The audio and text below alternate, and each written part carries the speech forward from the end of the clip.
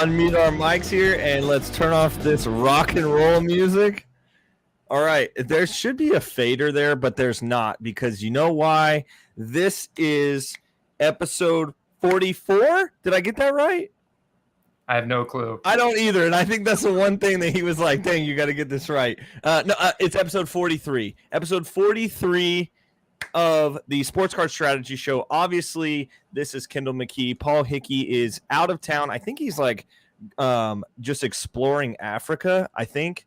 So I think he's like in Kenya or somewhere crazy. So regardless, it's the Kendall and Andy show for the next 2 weeks. And we're about to get wild and just go football only for the next couple of weeks, because we have entered into a space of football selling season. Would you say that, Andy? Yeah, it's a great assessment. It is a great time to be a football card seller if you've held cards in your collection for some time. Awesome. So we're definitely going to touch on that. We're going to touch on a couple of fantasy stuff, a couple of the draft kit stuff. We're going to pull that up. We're going to have a good time with that. And I don't know if Paul is going to be happy or sad or mad by the time he gets back, but we might have a new cult following after this, and maybe we just run with the show ourselves for the next forever. But no, we will have the next 2 weeks will be me and Andy. Feel free to drop comments. We will try to do the exact same thing we've always done and try to keep some sort of normalcy without Paul Hickey's little face in this left-hand box over here. And this is the first time I'm using StreamYard, so there might be some hiccups, and you're just going to have to grow with us. But if you're watching live, feel free to drop comments. If you're watching later, no, I can't help you, but maybe drop some YouTube comments.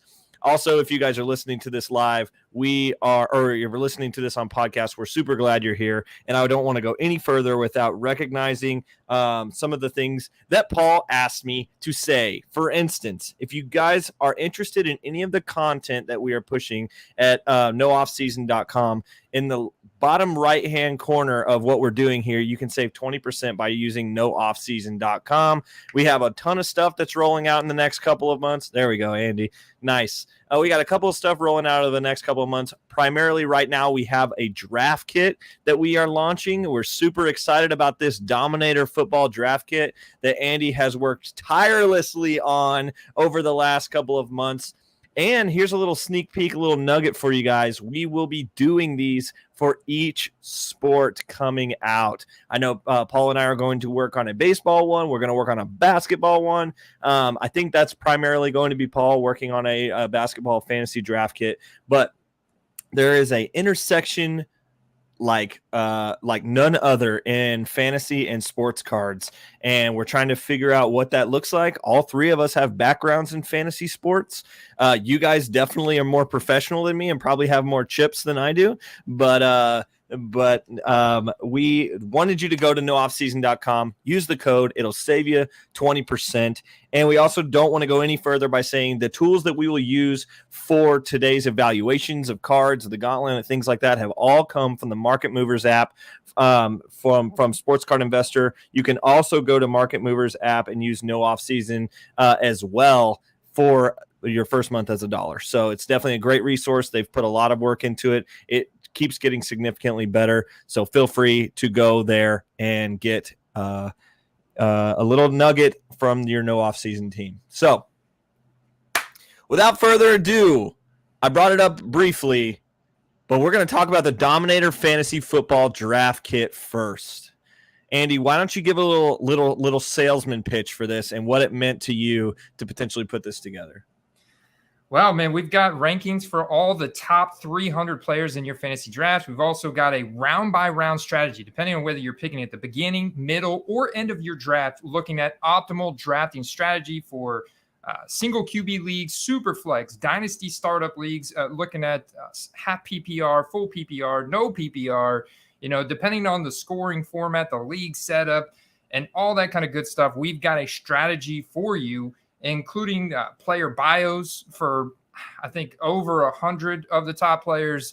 And we put a lot of work into this, a lot of thought into this, the projections and the analysis behind where we're drafting each player, understanding position scarcity, understanding where workloads and projections fall off between each position, and so you can maximize, your draft and get the most out of it.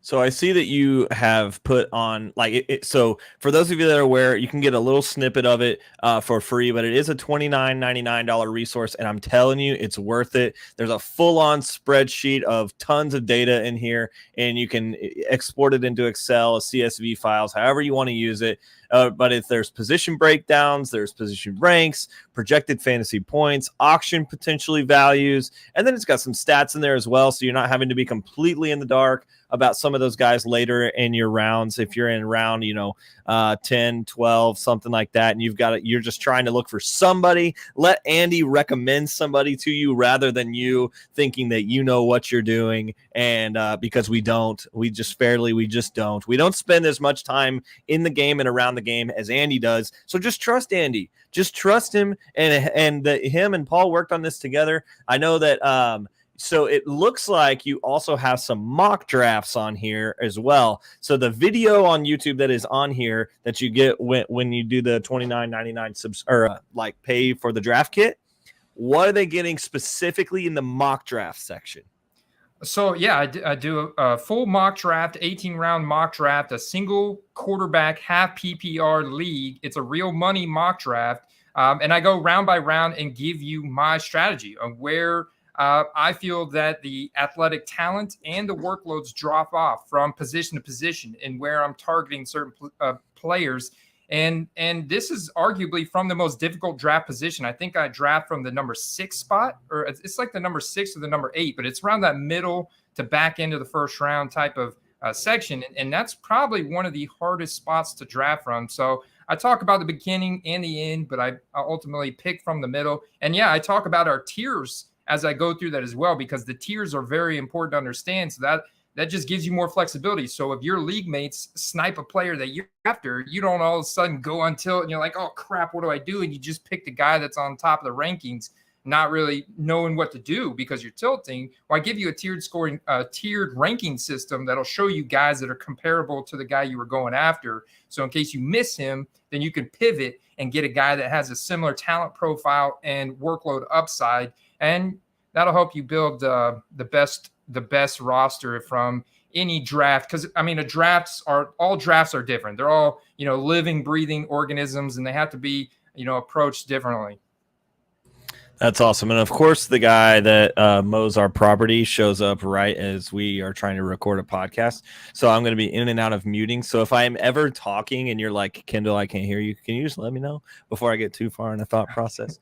But yeah, so I have a league that I've been in it's a part dynasty league. We keep one player, I guess, if that makes sense. Keeper league. Yeah, so yeah, that's a great way of putting it. So we do this where we draft like a guy, if he got drafted last year in the 9th round or something like that, you can keep him, but it's for 2 slots higher than it was previously. So for instance, last year I drafted Joe Burrow in the 9th round. I'm going to probably keep Joe Burrow on a 7th, just because I don't really have anyone else that I like on my team. It's a lot of guys that I would have to keep with like 1, 2, or 3 rounds, because of the trades that I made over the season. But a Burrow with the 7th round, how do you feel about that? I think that's right on point. I think that's right where Joe Burrow's current ADP is. And so like in a home league, you may have guys, especially if you live in the Cincinnati area, there's going to be guys reaching on Joe Burrow probably a lot earlier. Josh Allen's current ADP in high stakes fantasy football drafts, and he's arguably by consensus the number 1 quarterback off the board in a single quarterback league, is going about the 3rd round. So Burrow in the 7th, that's about where he goes. Honestly, that's about where he goes. He goes after guys like Kyler Murray, Jalen Hurts. He goes kind of in that mid-tier of quarterback. He typically goes before guys he goes around the range of Dak Prescott. Sometimes I see people drafting Joe Burrow before Dak Prescott, Russell Wilson, Kirk Cousins, that kind of range. He definitely goes right around there before those guys. Yeah, I'll give you guys a little nugget. Andy has ranked him in the number 11 spot. So I don't know exactly what round that ends up being. I'm sure you just said it, but after Trey Lance. Do you want to talk about how you compare those two guys? Well, there's just a lot more passing upside with Joe Burrow, and there's still a lot of uncertainty with how Trey Lance is actually going to play. We still have very small sample size. He made a nice pass to Danny Gray this past preseason game, had a couple decent schemed runs. So that's promising. Like the reports from camp and the very small sample that we have from training camp is promising. Plus, he has a rushing upside, just a rushing floor in general, based on his athletic ability and the fact that Kyle Shanahan, is going to design an offensive system kind of fits around his strengths. So there's definitely upside, and Trey Lance is moving up draft boards. But I'm still taking the safety and the security, almost like drafting Joe Burrow as a floor pick, and as well as upside, just because the division they're in, the shootout game potentials, and the fact they're going to throw the ball a lot more. And they've got some of the best weapons, arguably the best weapons in the game, and they're going to throw the ball out. So little feedback there, Kendall. I don't know what that was. Yeah, that was wild. Sorry. So yeah, I mean, it depends on who I've taken earlier in drafts, and if I'm approaching it from a super flex standpoint or a single quarterback, because in a single quarterback league, if maybe I took Deebo Samuel, for example, at the end of the second round, now all of a sudden I'm more inclined to take Trey Lance, especially if Trey Lance falls to maybe the 5th or the 6th round. Maybe then I go ahead and take that stack, because it is important to stack players, right? If Deebo Samuel goes off, now he does have some independent rushing upside, so maybe it's not the best example, but if you're taking Jamar Chase at the end of the first round or T. Higgins in the second round, you absolutely are looking to stack them with Joe Burrow in the 6th or 7th round. It just makes sense, because anytime those guys go off, that means Joe Burrow's going off. And if Jamar Chase having a number 1 wide receiver season, T. Higgins have a number 8 wide receiver season, then Joe Burrow's going to have a great season as well. So, it makes sense to stack those guys and get the most amount of upside from those picks. So you feel a little bit okay with reaching for those Bengals wide receivers if I am going to keep Joe Burrow, just theoretically in your little bubble. If you're going to if you got one of them, you're going to reach for the other two, even if it's maybe a half round away or a round away. Absolutely, I think Jamar Chase would be the most obvious example of, especially like in the first round, you don't want to get cute. The last thing you want to do in the first round is be a hero. So if there's any players that slide past their ADP, the ADP is going to be the sharpest in the first round. And ADP is just kind of dictating what the current market value is, or average market value is for a player. And if there's any player that slides even just a couple picks past their ADP, or if you're like at pick 4 or 5 and you're on the fence, right? Jonathan Taylor's already off the board, Christian McCaffrey, Cooper Kupp, Justin Jefferson, you're sitting at pick 5. Don't even think about it. You got Burrow locked up in the 7th. You're hitting that Jamar Chase button. And if T. Higgins is there, I'm a proponent for taking both of those guys. They're both every week starters. They both have at least 1,000 receiving yard floor if they stay healthy all season long.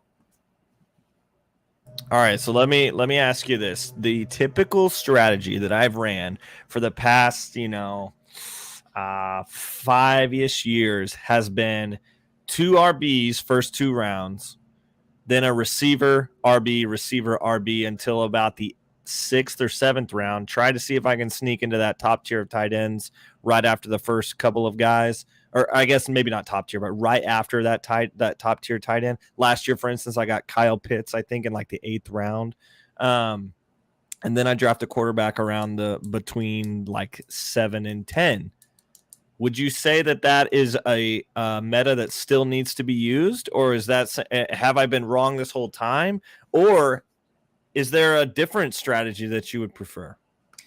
No, I actually like that strategy. I think you could even go RB this year, especially in home leagues, because there's a lot of wide receiver talent that is later on the drafts. There is absolutely a running back dead zone in those middle rounds between like rounds 4 to round 7. I would rather be hammering a tight end and wide receivers and locking down my QB at the back end of that range instead of trying to get running backs, because there's a lot of questionable workloads. Like running backs, there's very few bell cow running backs in the NFL anymore. You're really looking at a volume of opportunity drop off. And this also is important if you're in a PPR or standard league. But if you look at the running backs, there's a clear drop off when you get to the range of even Javonte Williams, Travis Etienne, Cam Akers, Zeke Elliott, Nick Chubb, Brees Hall, after James Conner, you start to drop off. You could even put David Montgomery in that category after that, but that we're only looking at like the top 12, maybe 15 running backs that have that bell cow type of upside, like 3 down workhorse upside. The rest of them after that are all in committees or could end up being a backup.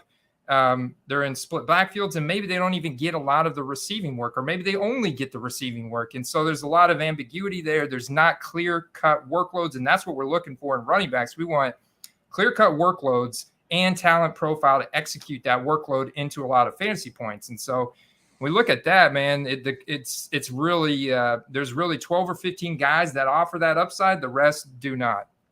All right. Yeah, that's exact. Okay, that's what I was hoping you were going to say to me. But then I'm going to throw a scenario at you that you've talked about 2 separate things kind of at this point. And so I'm going to create you a situational thing based around what we've already talked about. Okay. So every year, my league, we do this thing where we gather in Canton, Ohio, and we do a draft combine to figure out who picks what pick. We don't go off of last year's expectations. We all do like some sort of random, like for instance, this year we are like our first combine thing is it's like the quickest person to make 4 cornhole bags into the hole. And then like, that's the time that you get a 4 cornhole bags. So it's like something like that. Last year we had this thing where we had to run around with a watermelon, like a slippery watermelon. Anyway, so we do like 5 to 6 stations. Usually it involves chugging your favorite adult beverage or something like that. Anyway, we just try to make it fun. But we've had this keeper league for a while. So there's a scenario, and I'm not trying to toot my horn here, Andy, but I'm on the more athletic side of most of these guys. And usually I'm the more sober one in the group as well. So that typically I end up getting a better draft spot than most of them. Plus I get to, like, you might get first selection, but that doesn't mean you get first pick. You get to pick where you want to pick. So usually I end up around like 1 to 6.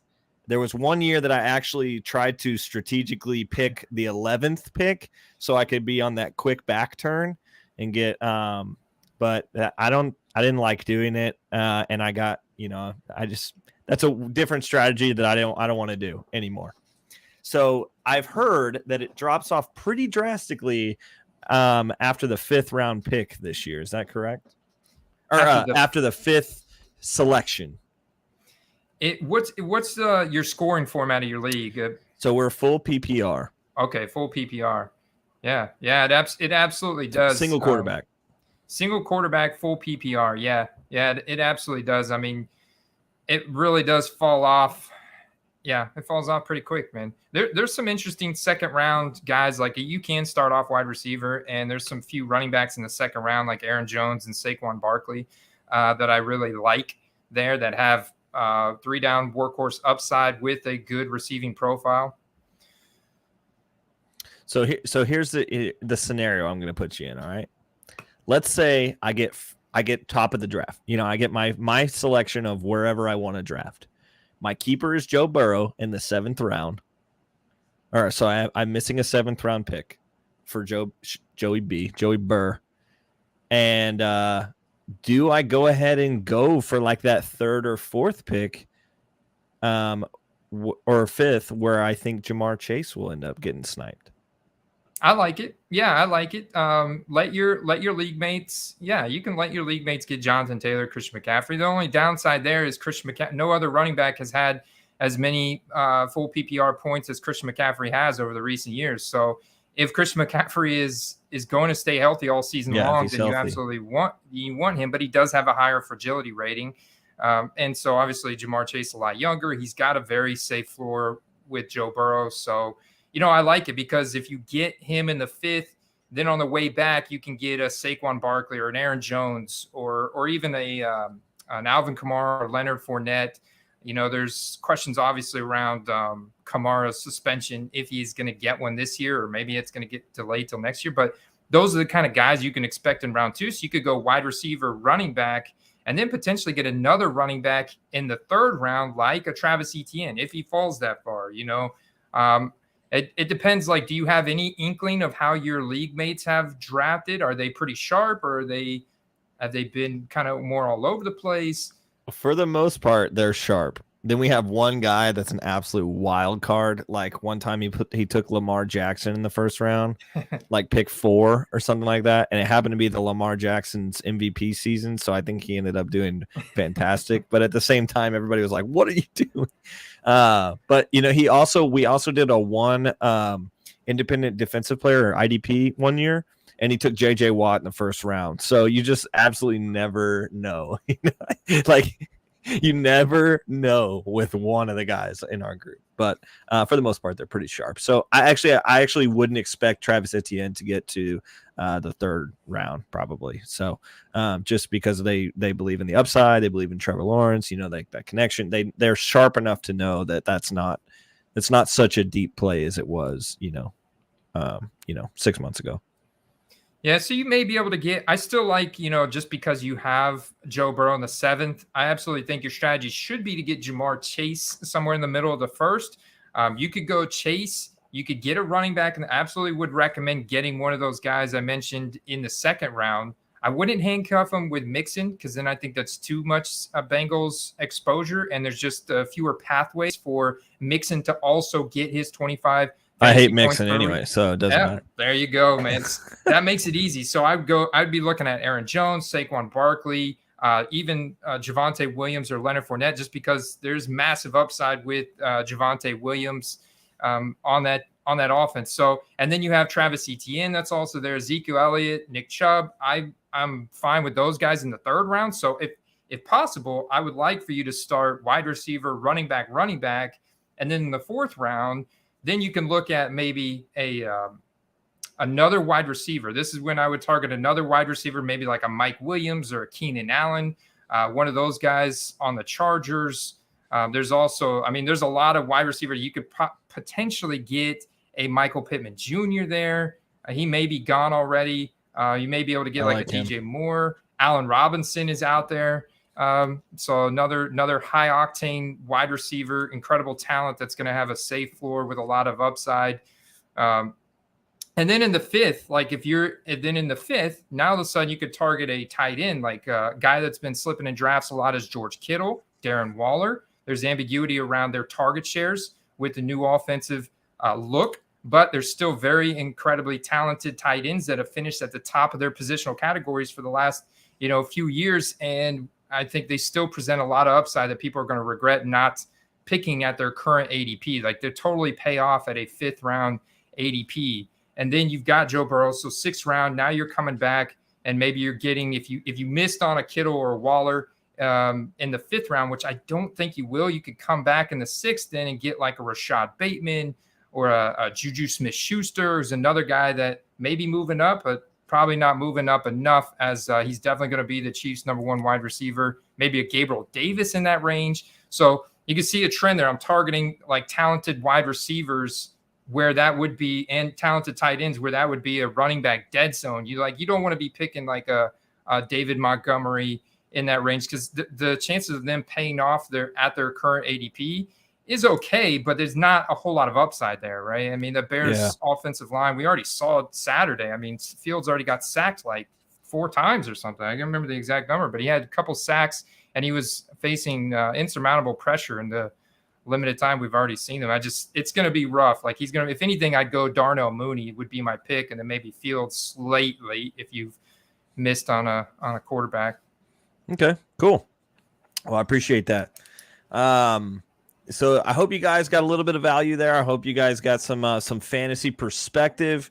Of course, those of us that are in sports cards, almost all of us are also playing fantasy football as well. I feel like nobody doesn't play fantasy football at this point. My wife logged a team last year. So, everybody's got some sort of investment here. Now, whether they check their lineup all season or not, like that's not a part of this equation, but everybody loves a good fantasy football draft. And so it's fantasy football draft season over the next 4 to 5 weeks. Now we're at 3 to 4 weeks, I think. So most people, if they're wise, stick it in that last week so you can avoid all the injury speculations and stuff like that.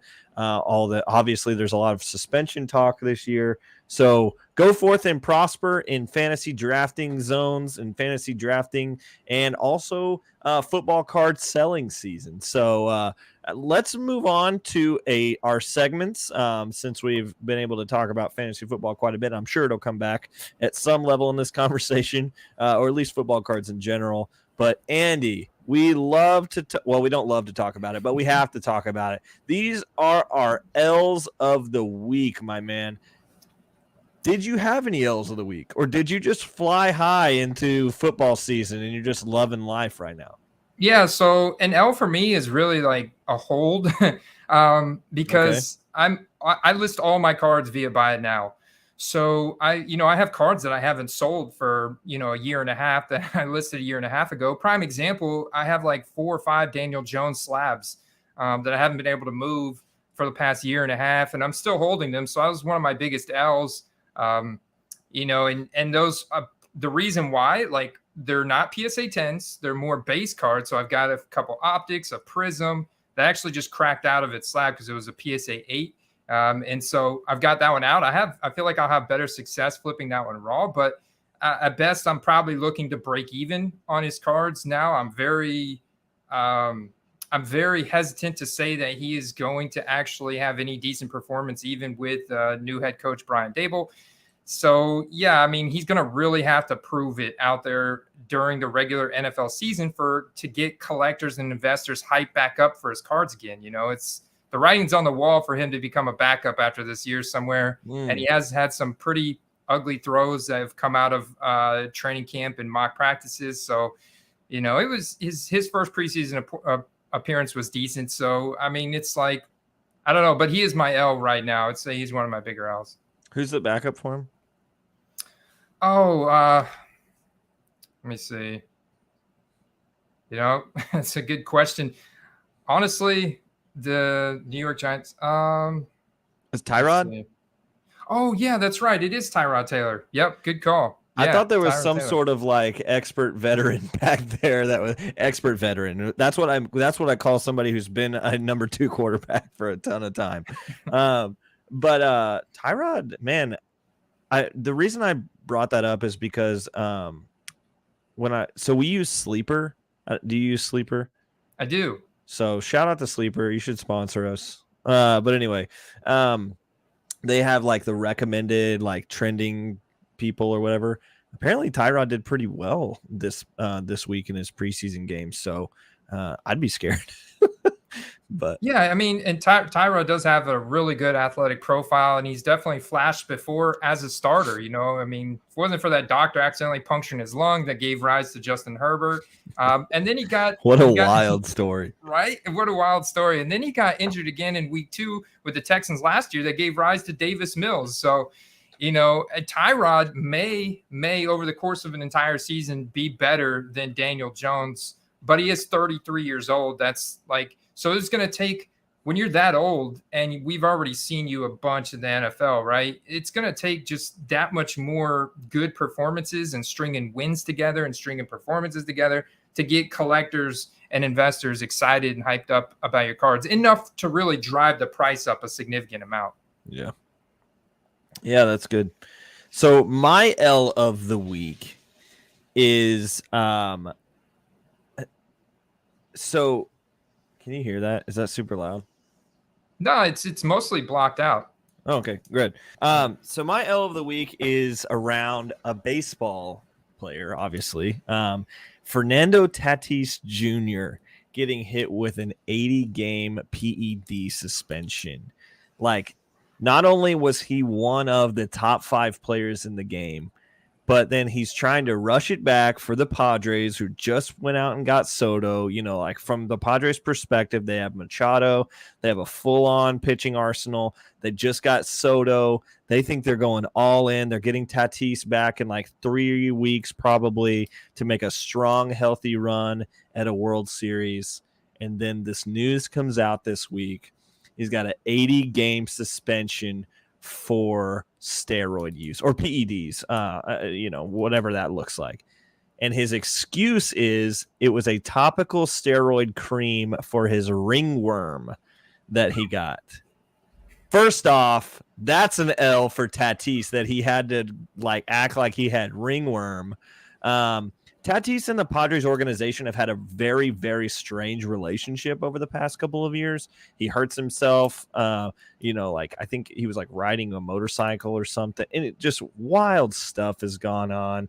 He's they don't fully have the trust of Tatis. Tatis is kind of a wild card anyway. He's kind of one of those guys that's make baseball fun again type place, but at the same time, he is also just an absolute wild card. And as an organization, I would want to have more stability in your star profile player, which they do, because you could argue now that Juan Soto is their star player. But so anyway, Fernando Tatis Jr. had wildly investable cards over the past, 15 probably 15 months.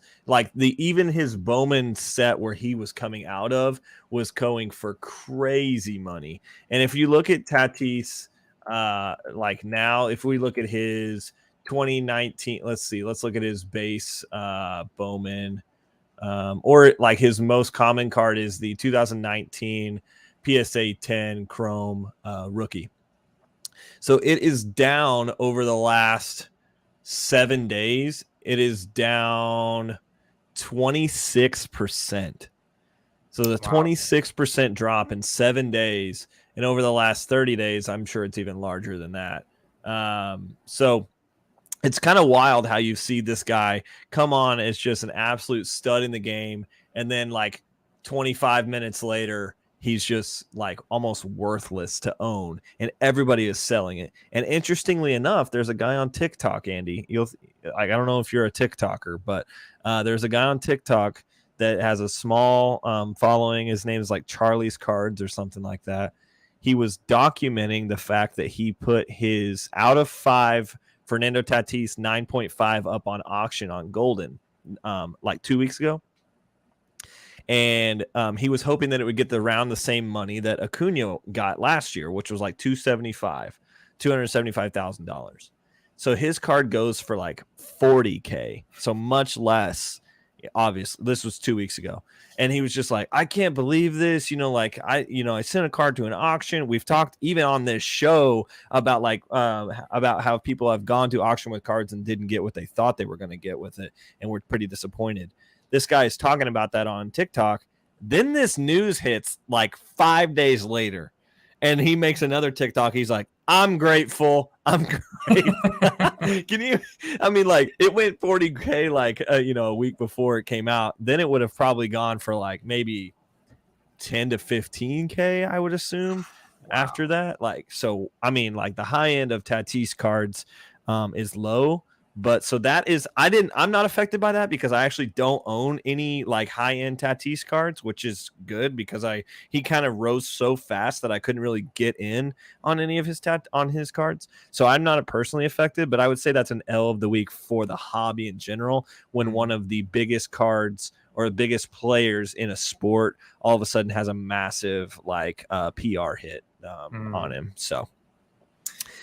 But I don't know if you have any response to that, or we can just jump to the W's. Well, you made me think of, you're talking about a really recent event. So I would say my biggest L from this past weekend, specifically preseason week 1, was Antonio Gibson of the Washington Commanders. He actually fumbled his second carry of the game, which immediately led to Brian Robinson, the rookie from Alabama, getting the bulk of the first team offense carries, which he converted into a touchdown. Had a pretty impressive yards per carry average of 4.3. And so it's okay, at this point, Antonio Gibson does have a great athletic profile. He's got a breakout profile, but the Commanders brand as a whole is down. And now he's slowly being taken over by Brian Robinson. They also brought back J.D. McKissick. So right now, Antonio Gibson is in a squeeze. He's had a little bit of a fumbling issue. If there was one elite talent in the NFL that has regressed the most from his rookie season, where his rookie card values were at, it would probably be Antonio Gibson from a skill position standpoint. And he was hot for a while. I mean, everybody was like Antonio Gibson, blah, blah, blah, blah, blah. And so, man, that's really sad. I didn't watch. Okay. How much does the preseason matter, Andy? Not very much. Really, only thing that I'm looking for is like if a team is resting their entire first team offense and there's a guy on the field, it makes you think, why is this guy on the field? It's because they're evaluating him because he could be pushed down the depth chart. So I'm really looking to see, who's being rested and then who's out there and trying to read between the lines of what the coaches are doing, so to speak. So I'm really looking for workloads with the first team offense and who they're resting and who's out there on the field. Interesting. I also I don't know if you can see this, but I don't see any comments. Are you seeing any comments? Are we just totally missing them?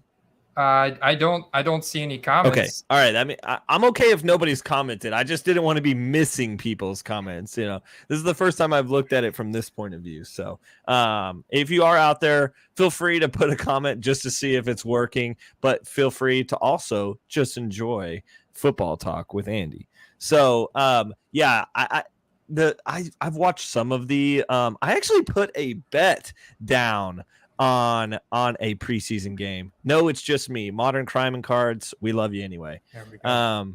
Let's see does this work? Boom. All right. That's nice. Now I can hide. And there's a star feature that you told me about. Look at this. We're living and learning, guys. So I actually did put a bet down on a preseason game, which I felt like an absolute idiot, but I believe so much in what the Browns are doing. They came in at negative or at a -1, so they had to win by at least one. And I was just like, I can't imagine Deshaun's like first game in a Browns uniform. He's going to start. I can't imagine he's going to blow up against the Jaguars and not win that game. So, okay, whatever. So I put it in, and then Deshaun comes out and does absolutely horrific. And then the Jags go up 13-0. And I was like, oh no, like I'm going to lose $10. And so they ended up winning, and it ended up fine because my guy Ford, who I talked about last week with you and Paul Hickey, ended up, I think he had like 2 or 3 touchdowns. So pretty wild. Yeah, Jerome Ford is an interesting prospect there for the Browns. Man, they've got some serious running back depth, and that's why. Yeah, they do.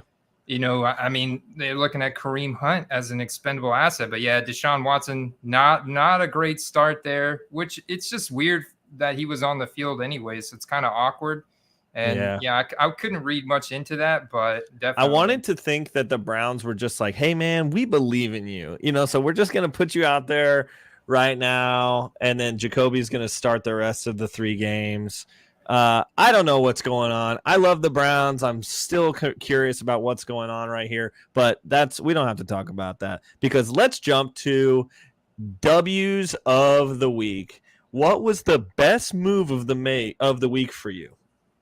The best move of the week for me, arguably, was selling my Tua Tagovailoa Opticalo SGC 10 for almost $200, and then nice. I sold a couple more base rated rookies. One was yellow, a couple of others were base, and then I sold a lot of field levels. So Tua is very hot right now, and he's a sell for me. And I'm taking considerable amount of profit because I was buying him last year during the middle of the season whenever he was struggling and dealing with injuries. And then they go out and get Tyreek Hill, new head coach, bring in Chase Edmonds, strengthen the offensive line, bring in a couple other wide receivers like Cedric Wilson and stuff. And now all of a sudden, Tua's got a ton of hype heading into 2022, and I am selling.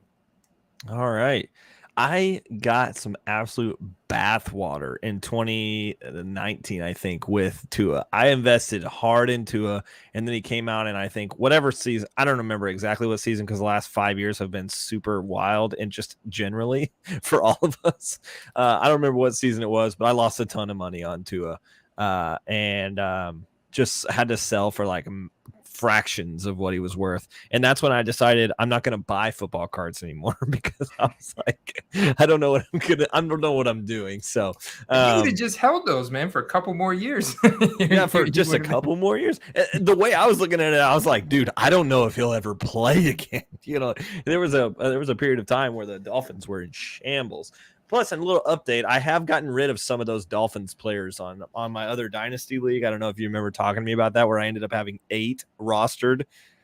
8 free agents that signed with the Miami Dolphins, all on my team. I was like, are you kidding me? Anyway, got rid of some of them, so we're in a better spot now. But my W of the week, so you might not know anything about this. That's totally okay. But for the listeners, as you guys know, I'm a big fan of the MLS. I talk about it a lot. I talk about American soccer a lot. I talk about just international soccer a lot. I'm a big fan of baseball and soccer. And one of the things that I do is I'm a season ticket holder at FC Cincinnati. And for the past 3 years, it has been horrible to be a part of it. I've been a season ticket holder for 5 years, but the last 3 years specifically in Major League Soccer have been horrible. We have set the record and then topped our own record for the worst performance for a year possible. The goal differential, we set a record for the worst goal differentials, and then we set it again the next year, and we're just so bad to watch. We've changed our coaching staff, I think, 4 times in 3 years. It was horrendous. It was just an awful situation. But then finally this year, we were able to put some stuff together, and we're in the playoff hunt. And we have 2 players with X goal, which is a soccer sabermetric, in the top 5 in soccer. So it's just like, it's fun to watch, all that kind of stuff. But I've been buying Brandon Vasquez cards over the past like year or so, and then I've actually like tempered my expectations on that. And I have 2 buddies that have bought like wild amounts of Brandon Vasquez cards. Well, this year he's gone. So his past 3 or 4 seasons have been 2 goals, 1 goal, 1 goal, 2 goals. This year he has 15 goals and is second in the Golden Boot race for the most goals in the MLS right now. And his soccer transfer market profile evaluated him last year at $550,000 of value or transfer evaluation. And right now, Brandon Vasquez, so the Chivas came up and offered Cincinnati $500,000 for him, assuming that they just went on transfer market and offered exactly what they thought he was going to be worth, which is hilarious to me that an international club with a total scouting department just goes online and offers what the computer says he's worth on some random website. But anyway, FC Cincinnati said no, and they wanted a $5 million purse to him, which actually I think is fairly cheap for what Brandon Vasquez is worth.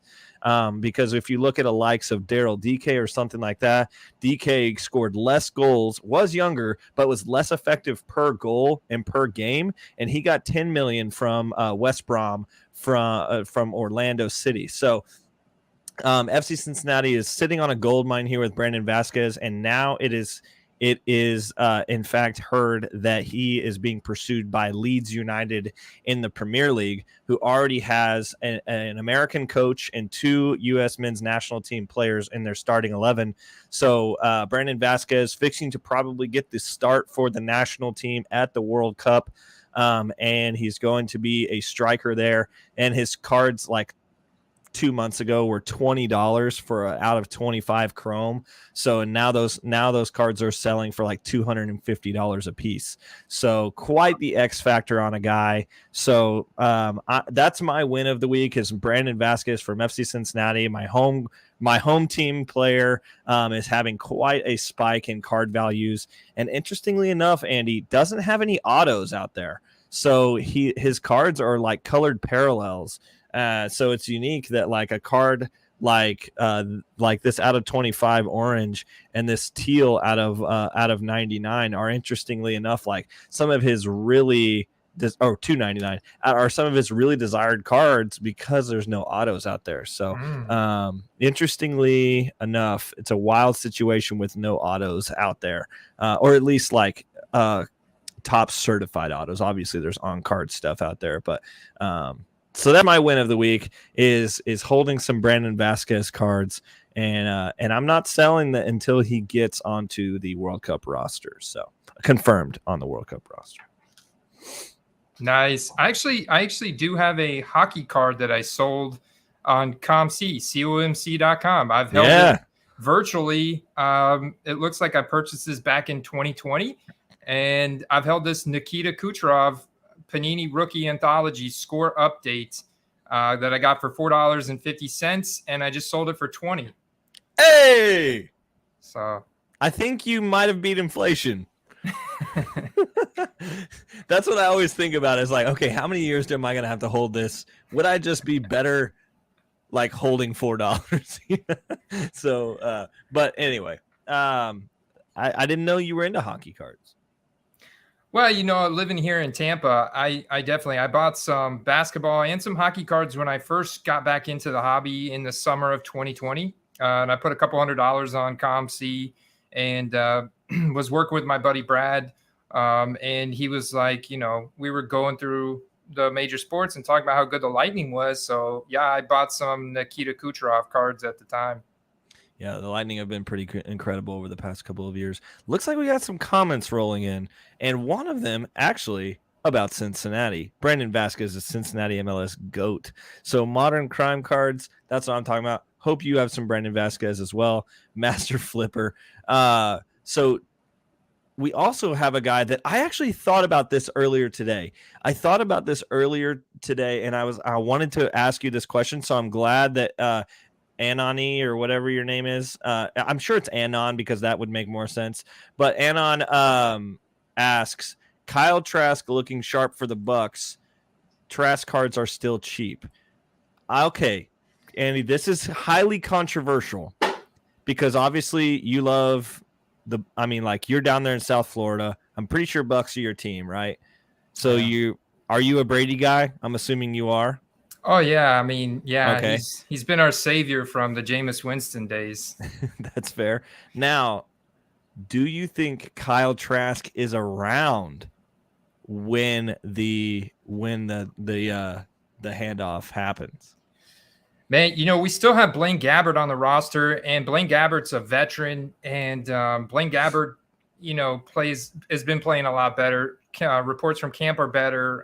His preseason performance, like if you look at the limited, time he had, he went 5 for 5. So it wasn't a big sample size. Trask did go 25 for 33. I think obviously Kyle Trask is going to be around for the duration of his rookie contract, and he does have some interesting statistics from college. He had a very interesting career at the University of Florida, and when he did finally get playing time, he did have some pretty clutch moments, and he put up some pretty decent numbers and accuracy statistics. So, it'll be really interesting to see. But he's slow. He's not athletic, so he's really got to develop as a passer big time. Neither is Brady. Yeah, neither is Brady. So he's learning behind the best. And he's obviously went to a big college, SEC school, and just learning behind Brady. So there's naturally going to be hype for that guy. And I've seen like his card values kind of stay buoyed. They're not as dirt cheap as, say, a guy like Kellen Mond. Like Kellen Mond's even cheaper, and Kellen Mond has a better athletic profile, better track record from college, yet his rookie cards are going for even cheaper. And that probably has to do with him being behind Kirk Cousins versus Kyle Trask being behind Tom Brady. And also, the colleges they went to. The Gators, a big college program. Bro, you cannot be hating on my Aggies right now, Andy. You can't be comparing them, saying that the college program wasn't good enough. You're hurting my heart. These are just factors that I see kind of playing into how much demand there is for these guys, rookies. I literally have like maybe 15 football cards left from my football, hiatus. And I have one autographed Nick Chubb card that I love. It's awesome. It's an immaculate auto. It's freaking cool. And then every single other one other than that is a Kellen Mond card. Nice. So I would like it if he did something, but I think his values would blow up if Cousins ever got hurt. I mean, you're going to look at Kellen Mond is probably going to blow up in value like instantly overnight. So he's probably worth to have some exposure to because he is a quarterback, and it's like, why not? Like this too, I just sold. Why not take $50 of that and buy a Kellen Mond autograph card and just stash it? You never know what's going to happen. Eventually, at some point, kind of like Jordan Love, they're going to get a starting opportunity at some point. And the athletic profile from college is pretty dang good. They could absolutely convert and execute that. And with how little people have seen of them in the NFL, the hype could just blow up overnight. So it is football selling season unless you're buying guys like Kyle Trask and Kellen Hey, Mond. this is the time to do that. It's because it's like you don't want to overpay for a guy that may go down in value, after he's like his team he's not winning, he's not in the MVP consideration. There's so much going on. So people tend to kind of like focus on those front runners. And this is the time to take those flyers, and because injuries happen every year. We're better at projecting workloads, right, and opportunity share than injuries because they just kind of happen sporadically. But injuries happen every year, and you never know. Bring on the Mon show. That would be so fun. Oh my gosh, I might be a millionaire by the time it's over. Like we already saw Mike White cards going back up. Like I saw dozens of Mike White transactions, even though it's so likely true. Joe Flacco will probably start the season while Zach Wilson's out. He's had a better camp, better preseason than Mike White. He's got better, he's a former Super Bowl quarterback, so he's got better, experience in the NFL. But let the Mike White show go on, man. Come on. Let Flacco just retire. Come on. Hey, there's a lot of Mike White fans out there. I know. There are. And his cards are just wildly popular. I don't know why it's such a guy that has such a weird cult following, and maybe it just happens to the way it happened last year.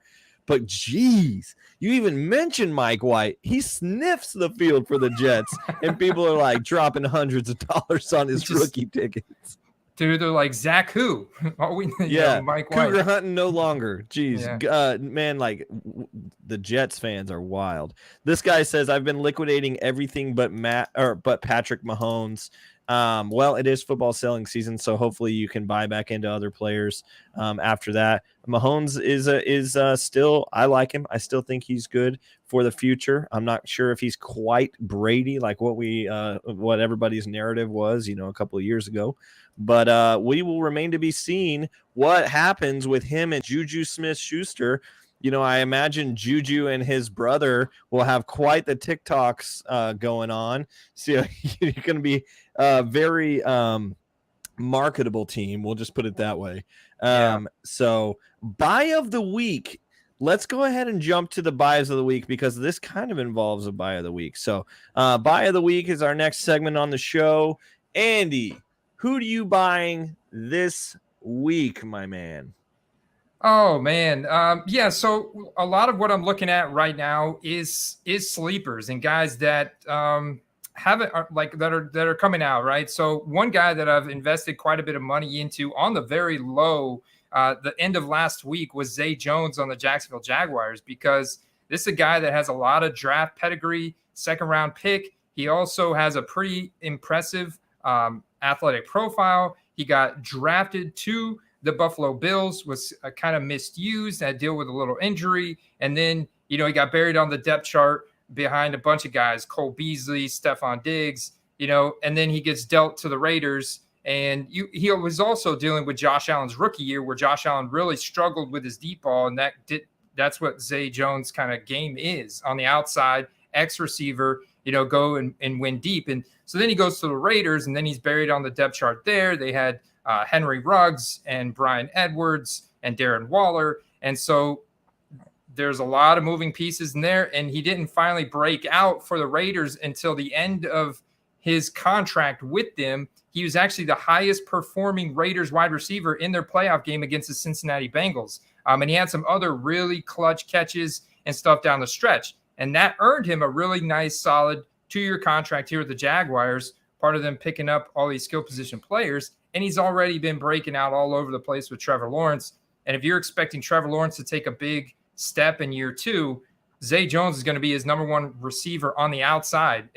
It's still yet to be seen who gets more actual production in that offense between Christian Kirk and Zay Jones. But they're like the 1A, 1B, the Jamar Chase, T. Higgins combination. That's the combination for Jacksonville Jaguars. And they get the Commanders week 1, a very winnable game for Jacksonville. And I think we could pick up a lot of hype really quickly for the Jags, especially if they win that game. Trevor Lawrence, new coach, get his running back, and Zay Jones, a key part of that. I think you could easily see Zay Jones put up 2-3 touchdowns week 1, pick up a lot of hype, and I'll flip those cards for 2 or 3. What I buy, I'm literally buying Optic rated rookie autograph cards for $5-6, $10 out the door with shipping, So very cheap.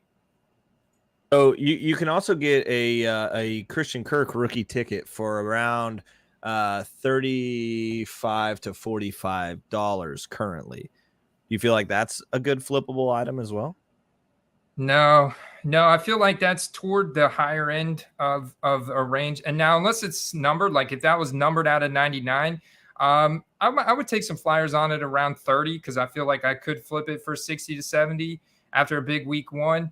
And I love Christian Kirk's athletic profile and everything. And he had great production last year with Kyler Murray. But based on the price point that I could buy in on Zay Jones at, that's where I prefer to put my money on the Jags offense right now with guys that are hyped up already with Trevor Lawrence and Travis Etienne.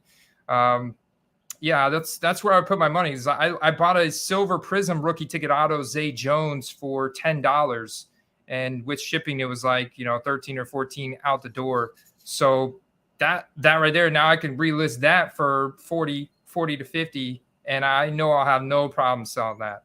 Nice. Yeah, that's a good buy. Good buy for sure. Especially when like Christian Kirk's probably the name people will recognize there. And so like immediately when a guy is producing, you're just going to be like, "Oh my God, like that guy. Who is that guy? I got to go see if he has any cards." And of course, Andy will be on the one on eBay that is receiving those bids. So that's a good buy of the week. My buy of the week is a guy that I've just continually been saying, you need to go buy this guy. You need to go buy this guy. And I'm going to continue to say it until he gets closer to the major leagues. He just got promoted to AA, and he is literally on fire. So his numbers through the minor leagues have only been better at one other place than it is right now at AA, which is AA for those of you guys that are not like super baseball history. AA is the level of like, okay, these guys now have more than just one good trait. They have secondary and what is it, tertiary, whatever the secondary, and then three things that they're good at this point. So they might have a good fastball, and they're definitely going to have another second or third pitch. So a guy coming into AA is really going to be seen for the first time. Okay, can he do something other than just sit on fastballs? And this guy is cranking balls right now. He's at a 191 WRC plus, which is a sabermetric that puts skill levels across all ballparks at the same level. So it kind of puts everybody in a sabermetric, a math equation that puts everybody on the same playing field. And the league average is 100. This guy is 191. So he's almost double what everybody else at AA is, and he's 22 years old. This guy is Andy Rodriguez. I've said it 1.5 million times. Whether you like baseball or not, just go invest $30 to $40 in one of his parallels, because this guy's very cheap right now, very obtainable. I mean, you can get like low numbered parallels for like under $300, which is so different than other players in baseball. Like for instance, an out of 5 for Tatis, even with all the speculation, just sold for like $25,000. And this guy is definitely on top 100 list next year. He's definitely going to have a ton of hype over the next 12 months. He's on a Pittsburgh Pirate team that is going to elevate him very quickly. And they just released a top 10 prospects from the Pirates system, and he was ranked number 6 for the first time ever. Like, he's on that list for the first time ever. So people are going to start paying attention. He's one of the best minor leaguers in the game. Go buy some Andy Rodriguez. I tweet it about once a day. Buy Andy Rodriguez. There you go. I hope I just sold you, Andy. Hey, I like the name. Indy. So, yeah. So, all right, we're gonna move on to Griff's your dog likes to play too. He loves Indy. We watch Indy a lot at this house. We're gonna move on to sells of the week, and I'm gonna put up the graphic, mute my mic while Griffey's barking, and then you can just roll with it from here. Okay. Let's see.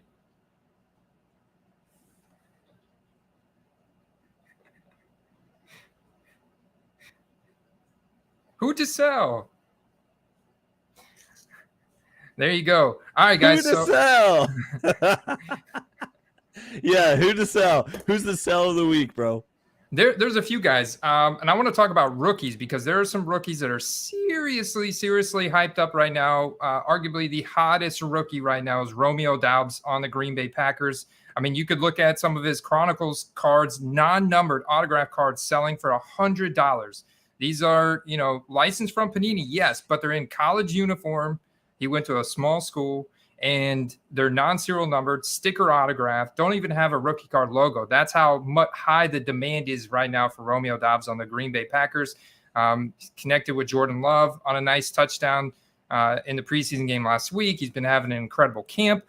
I would absolutely look at selling his cards right now. There's a ton of ambiguity in the Green Bay Packers offense, and he is not the clear wide receiver one by any stretch of the imagination. We have not seen him play with Aaron Rodgers yet in a regular NFL game, and you could make some serious money if you have his cards. I would say another guy going back up, right? Another guy going back up that, look at taking profits heading into week one is Baker Mayfield on the Carolina Panthers. He gets that revenge game against the Cleveland Browns.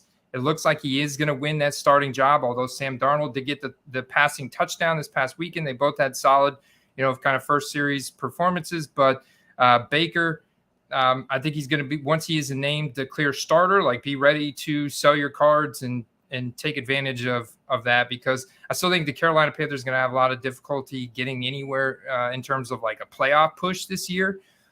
So I would sell those this week. One more quarterback for you would be Davis Mills on the Houston Texans. And I still think he's going to have incredible performance this year. I think he's going to take another step forward in his progression as an actual player and a producer in the quarterback position. So he's probably great for fantasy, especially where you're getting him like in the teens, like round 14, 15. And there are going to be a lot of negative game script. But to get out of the AFC and make any type of playoff run is setting himself up for his rookie cards to go down. If you're looking at what the non-serial numbered autograph card values are for Davis Mills, several $100s, talking probably like $200, $300. It's insane to me. So incredibly hyped up. If you got those, I would be taking some profits. Yeah, so this Modern Crime says selling college unis easy online, virtually impossible at a show. Do you sell at shows? I don't sell at shows. No, I've yet to make my way to a card show since getting back in. But yeah, I have no difficulty selling college uni cards on eBay. There's a ton of demand for them, especially guys. That's all they have out is college uniform cards. And if it's got any type of scarcity to it, like autographed, some nice chrome finish, some colors, some of that appeal, serial number, then yeah, you could sell those like easy. I sold a nice Chris Olave that I packaged up this morning. And yeah, I'm moving all that stuff because as soon as their pro uniform comes out, cards come out. They've already been announced. They've got more draft pick sets this year, Kendall. I don't know if you noticed that, but they've got a Mosaics draft picks. They got a select draft picks and a Prism draft picks, all getting ready to be released on top of Gold Standard, on top of Donruss that's going to come out eventually at some point, probably October. And those cards are just going to take demand away from some of the current cards out. So if you're not targeting like autographs, serial numbered scarcity cards of them in their college uniforms, you really need to like flip it quick, like really quick, sell it quick. Nice. Yeah. And my sell of the week would be, interestingly enough, I know I was going to talk about another buyer after I just got so hyped up about Andy Rodriguez. I would say buy Fernando Tatis Jr. Actually, his prices are so low right now because of the news, and I think once he comes back, he's 23 years old. He's going to have at least 12 years left in the pros if he's healthy. And this guy is a guy that everybody loves to love. So I mean, if people want to get rid of their Tatis cards, I understand that. I understand he's probably just killed his Hall of Fame efforts and stuff like that, but at the same time he's got plenty of time to recover that image. Like people will easily write off if he's 35 just crushing home runs and being above restraint. They're gonna be like, yeah, he was 23 when that happened. Well, he's rushing himself back from an injury, that narrative could be painted very easily. And so I was gonna say that Tatis should be your buy of the week because I think you can snipe it for somebody who's just mad at the situation. But at the same time, Soto I think is the sell of the week. Same team, arguably top 5 player in the game, but his hype is unreal right now, guys. If you have, I've said this for the past couple of weeks, Judge and Soto, feel free to keep moving those guys because their value is going to continue to go down. Not that they're going to go down, but like they're just unreal hyped right now. There might be an extra 10% out there, guys, but don't just be greedy. Don't be greedy and hold on for that. Hold your bags down 25% and then sell. Go ahead and sell now. Make yourself a nice profit and go buy some Indy Rodriguez / wide receiver dude. What is his name from the Jacksonville Jaguars? Get you some Zay Jones. Yeah, Zay Jones. Go get you some Zay Jones out there. Make some flippable opportunities, guys. That's how investing is going to build your portfolio. You got to sell cards that you're emotionally attached to and buy cards that you're kind of taking a little bit of a risk on. That's just how it happens. So, anybody else that you would have as a sell of the week? Well, we talked about Tua. Like pretty much, if I am holding any of the 2021 quarterbacks, and as Tua's from 2020, but if I'm holding Tua, I'm selling him right now. But if I'm holding any of the 2021 quarterbacks I've invested some money in, like in November of last season, then I'm absolutely looking to liquidate those guys' cards. All of them have very difficult paths this year to breakouts, especially in making any type of playoff run.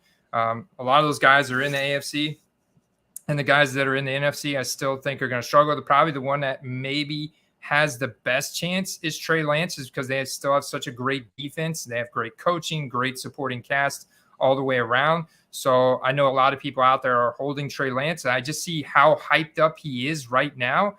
And man, if they stumble at all coming out of the gates, while there's a lot of other guys just really excelling, then those wins, that expectation is already baked into the current value of his cards. So the chances of those then going down in value into the holiday season are pretty good. So at that point you hold, right? Because it's going to be in the league for a long time, just like you're talking about with Tatis. So these guys that are going to be in the league for a long time, you just hold them through the dip. Maybe even then you buy in again to kind of mitigate the cost that you already invested and kind of bring the average invest price of each card down, and kind of build up your collection a little bit. And so, yeah, I mean, those are the opportunities that I'm looking at right now in the market. There's a lot of skill position players as well. A lot of them are rookies and second-year players on new teams that have a ton of hype, that I'm trying to take profits on heading into the season. Nice. Yeah. That's well said. I mean, it is quarterback collecting, feels like, at least, unless you're like one of the goats at the position, and even then, it's just the upside is kind of crazy. So if you have some of those quarterbacks that you can profit on, they're probably not going to be in the Super Bowl very quickly. But then again, that's what I would have said about Joe Burrow last year as well. So. Who knows? What do I know, Andy? What do I know? So do you have anything that you want to hit on before we jump into the Would You Rather and the Gauntlet? That's basically like you haven't seen any of this stuff, so you're just going to have to think on the fly. Do you have anything you prepared for that you want to get out before we jump into like the kind of free for all? Ooh, no, I'm excited, man. I'm ready to get into it. All right. So everything is football related from here on out. So you won't have to hear anything about Tatis or Indy Rodriguez or Brendan Vasquez any longer. So we are going to the first Would You Rather here. Let's see. Would you rather? There it is. We're going to jump into Would You Rather here. And this is an opportunity that it sometimes can be very confused with a gauntlet. But this week, especially, most of the time I give Paul a question about like one time we were like, would you rather have $200,000 worth of cards or a lake house or something like that? And we kind of often joke about that from week to week. But for this one, I actually have two quarterbacks that are good marketable deals on the what do you call it? The Market Movers app. Like they're some of the best deals that you can get right now on their deal score. And so let me bring this up real quick. Okay, so if we're looking at Dak Prescott down $1,000 from last average sale, and then I'm also going to compare him to the similar price range. So you got about $300 off to Kyler Murray 2019 Prism. That's around 900. I would say that's around $1,000 off in terms of their card value. So these are both 9.5s. They're both 9.5s, and interesting enough, they're both camo.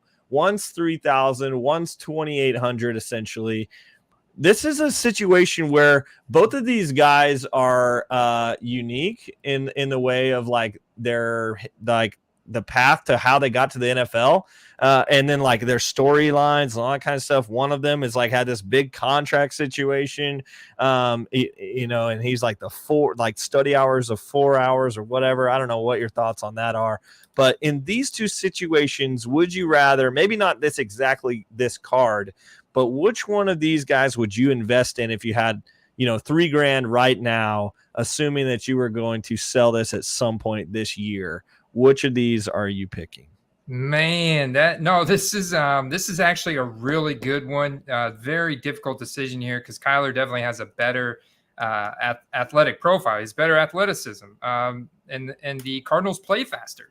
And you can make a case for the weapons on each. Obviously, you got a couple knuckleheads on Arizona. Marquise Brown already got in trouble for speeding, and D-Hop is out for 6 games with his own PED bust that he had, and the Cowboys are down to CeeDee Lamb and rookie Jalen Tolbert. James Washington they brought in is already hurt, and they're in the market for like a guy like Will Fuller or maybe Antonio Brown. I don't know. It's possible. He said that he wanted Jerry Jones to call him, so I doubt Jerry Jones will, but it's possible. T.O. also always says that he's available as well, so at some level. Yeah. T.O. So I think that the Cowboys defense is better. They probably have they obviously have a bigger market. They have a much bigger market. So ultimately, I would go with the Dak Prescott here.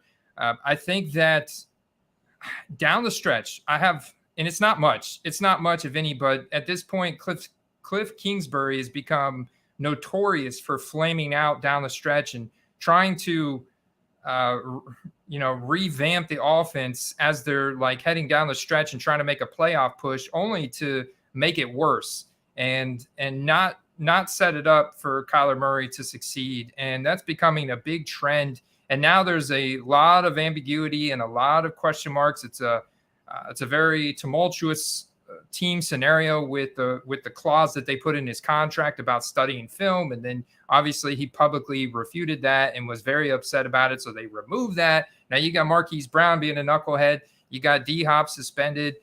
I mean, there's a lot of question marks. Plus the market size is a lot smaller. Now, and they're in the NFC West with the Rams, right? The Seahawks and the 49ers. So I could absolutely see the 49ers and the Rams having a better record than them, which would make it even more difficult for them to get a wild card spot. And the Dallas Cowboys really just have the Eagles to contend with. I don't see the Commanders or the Giants as a threat to their playoff potential. Plus, I really am a big fan of their defense, some of their defensive skill position players. They got a lot of speed. They bring a lot of heat. And last year, they were one of the top scoring defenses in the league. Now, we absolutely expect that to regress, but with the market size and everything else they bring to the table, I'm going to go with the Dak. Plus, you get a higher level of scarcity naturally with the 2016 product than you do with the 2019. There we go. Those prisms come silver out of the box for Dak, and I feel like they probably have a higher gem rate. Like I feel like the cards in 2016 from Prism, when you hold them in your hand, were just kind of made better. They feel like they have a little higher quality and definitely are more scarce just at the base level. See, that is the kind of information that you need from a seasoned card vet right there. 2016 and 2019 differences in product, differences in pop counts and all sorts of stuff like that. Do you think, little caveat to this, do you think that either one of these cards are currently still overpriced? Oh man, it's hard to say with cards this rare because it's probably going to be really difficult to find comps and previous transaction for a card numbered out of 25. But I would say Dak's base prism and Kyler's base prism and some of those short print variations. Like I've seen some Kyler Murray rookie ticket autos, which is what kind of like what I like to go to because it's got that perfect blend of brand recognition and the autograph asset on the card. And then also some scarcity, like it's a pretty scarce card being an insert within that contender set. And so I kind of like to look at the value of those. And I've seen some Kyler Murray ones going for just a few $100s lately. Like, I don't know what they're going for this. Like, I haven't checked them in like 2 or 3 weeks, but 2 or 3 weeks ago, they were going for a few $100s. And I feel like that was undervalued. And I feel like Dak's value's probably buoyed a little bit better just because there's more scarcity from 2016. And the market for Dallas is just massive. I mean, arguably the largest market in the NFL. So I think that Dak's like graded base prism, the silver ones are still undervalued. I do. And I think Kyler's probably are as well. It's just, I think there's a harder path for Kyler's values to go up, especially on those base cards because they were, printed more. There's more of them, more variation.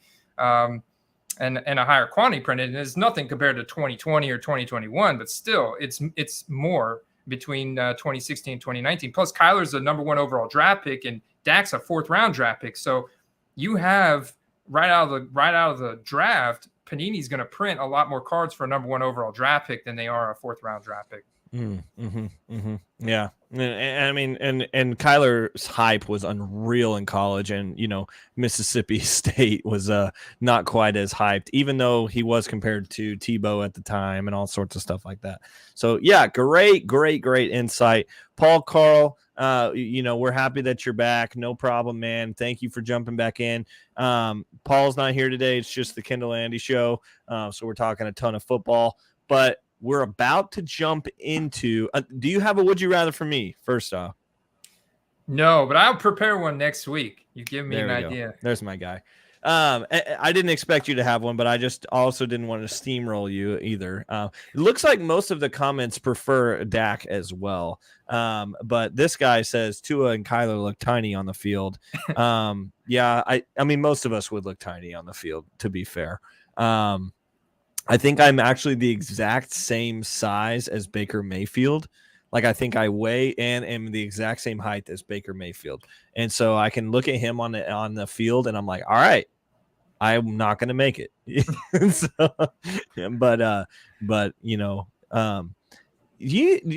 you subscribe to that weird argument about hand size in the NFL?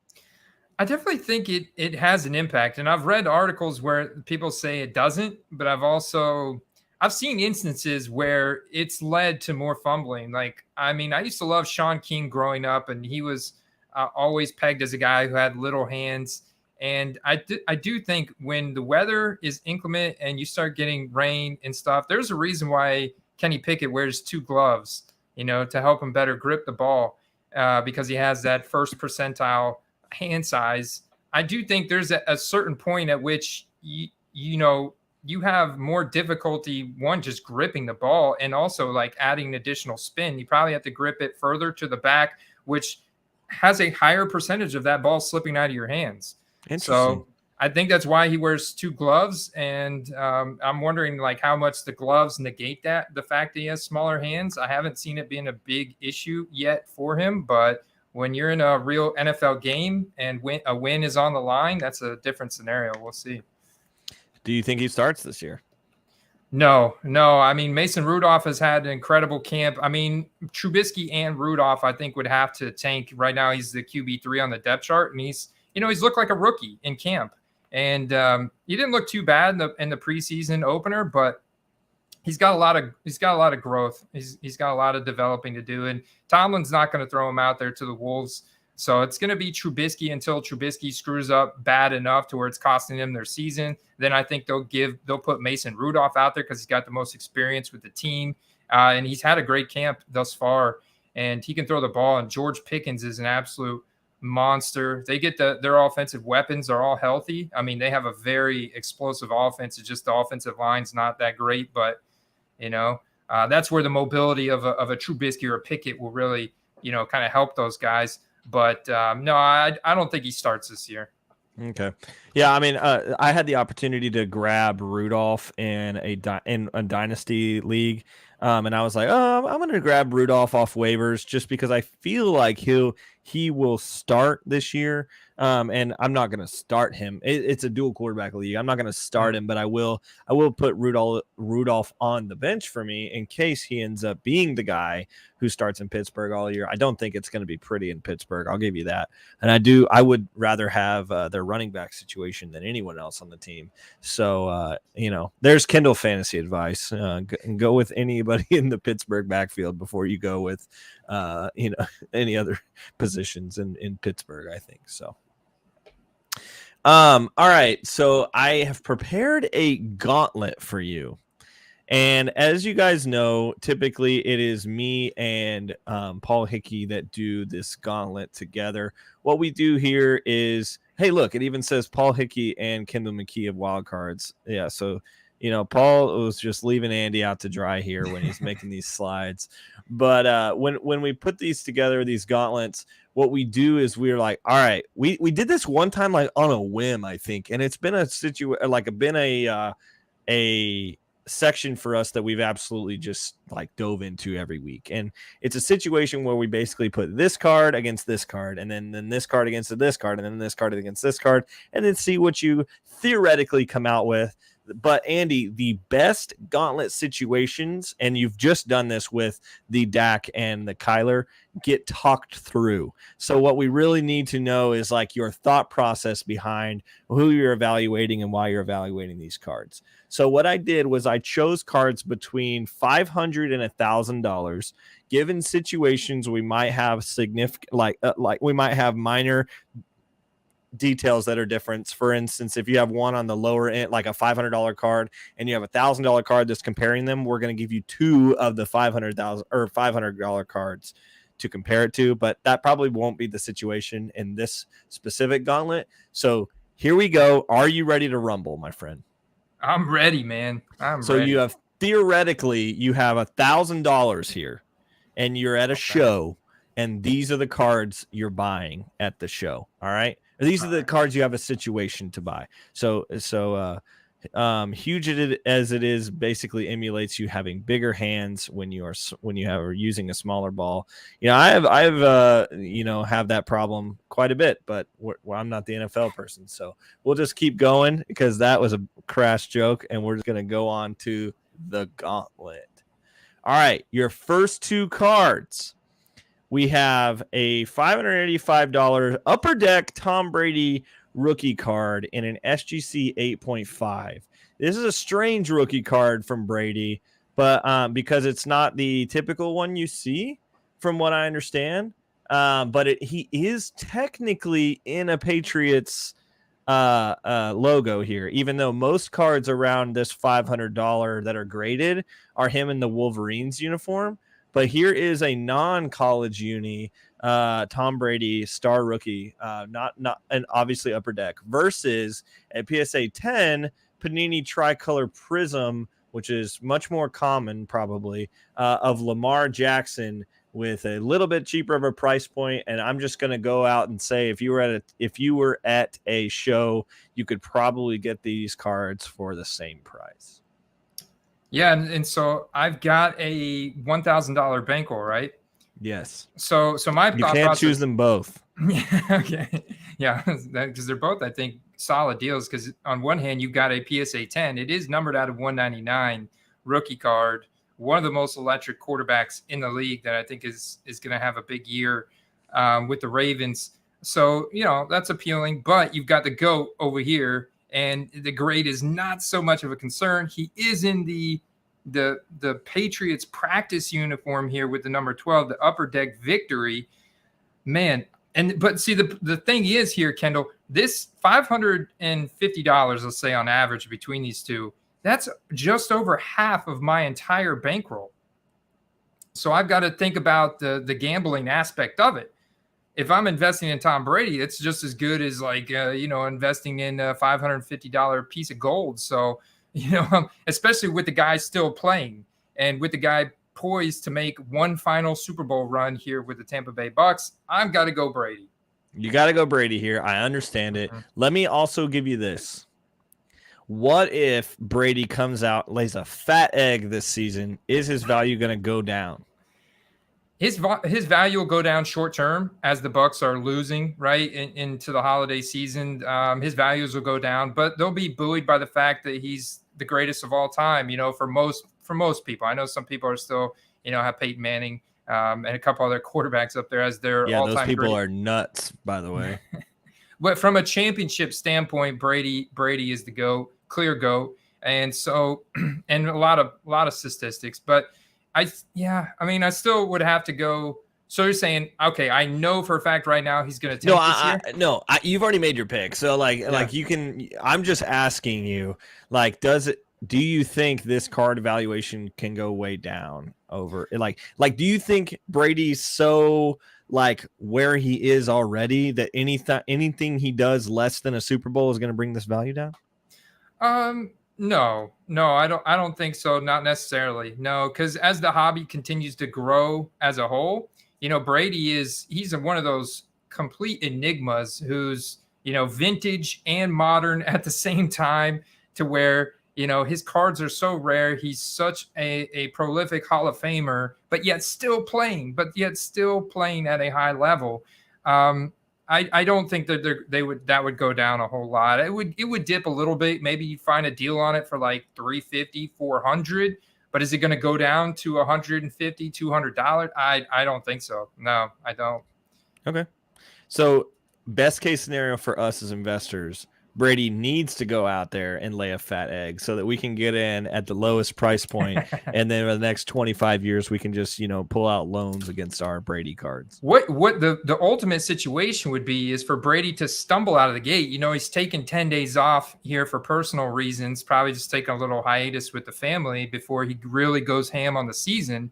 If he stumbles out of the gate, they got the Cowboys week 1 Sunday Night Football. If he stumbles out of the gate, let's say, and the Bucks are like 4-4 come November, I absolutely see his prices dipping. If he's not a front runner for MVP, the Bucks are struggling a little bit, but then you buy in only for him to make a playoff push in December, squeak into the playoffs and make this run to the Super Bowl, win it. Boom. Now you make a ton of money. So what's the Brady card that you want? What is the Brady card? Is there one? The Bowman, the 2000 Bowman, base Bowman, a Bowman Chrome, even nicer, but just give me a base Bowman in a slab. I got to have it in a slab because there's too many that fakes out there for Brady. So do you have one of those? No. I do have an Impact. I have an Impact. He's in his Michigan uniform. It's graded, but I don't have the Bowman. The 2000 Bowman is where it's at. That's awesome. All right, so you've chosen Brady against Lamar. All right, so the Brady has won, so he's going to stay on the left side of the screen here. All right, the next card that you go up against is a $691 PSA 10 Hollow Prism Joe Burrow. So a lot of upside for Joey B. A lot of people like him. It is this rated rookie. Same situation, maybe a little bit different, a little more stable. Yeah, I mean, you got to think there's a ton of variety for Joe Burrow in 2020. He's got over 4,000 different rookie cards. That Lamar Jackson was serial numbered to 199. I know for a fact that this probably has a pop report over 199, and the total population of this card is somewhere in the thousands. So from that standpoint alone, I love Joe Burrow, right? And he's poised to make another run. We know how incredible it is to get back to the Super Bowl, but if anybody could do it, it's probably Joe Burrow. He's just got that. You could tell he's got that, the intangible winning mindset. Dog in him. He's got the dog in him, man. He's got the dog in him. So if there's anybody that makes a run, I absolutely have got to put Burrow up there in my top 3 of guys that are going to continue to make championship runs, over the next 10 years.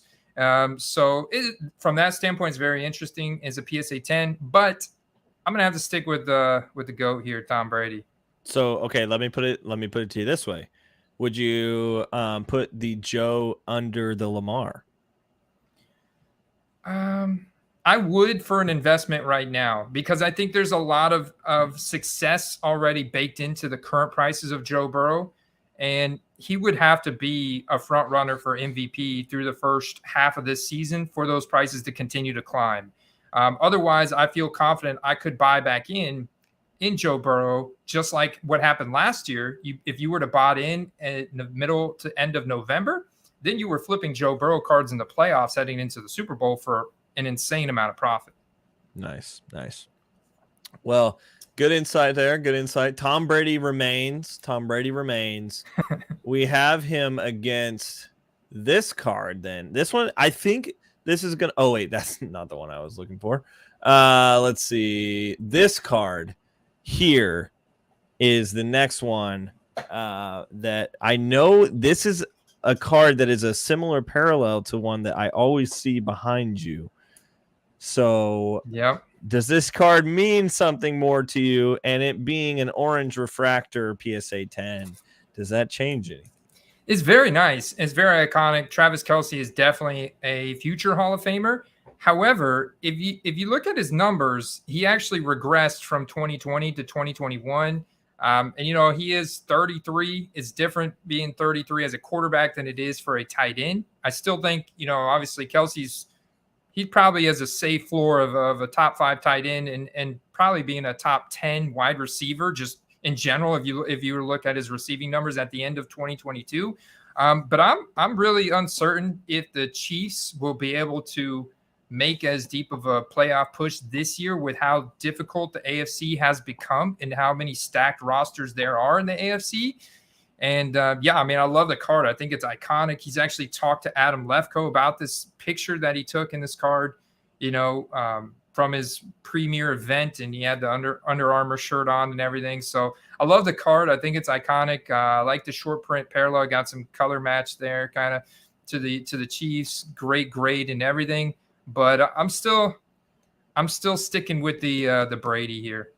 All right, still sticking with the Brady. Yeah, if you look at the Chiefs' schedule this year, I mean, it's insane. If you look at the and it's like, man, they could easily be 4-4 halfway through the season. I mean, they've had a good camp and the hype has picked back up. Like if you could have bought into Patrick Mahomes cards like a month or two ago, and you would have been doing okay right now. Like you flipped them for profit, but I look at their season for the rest of the season, the year.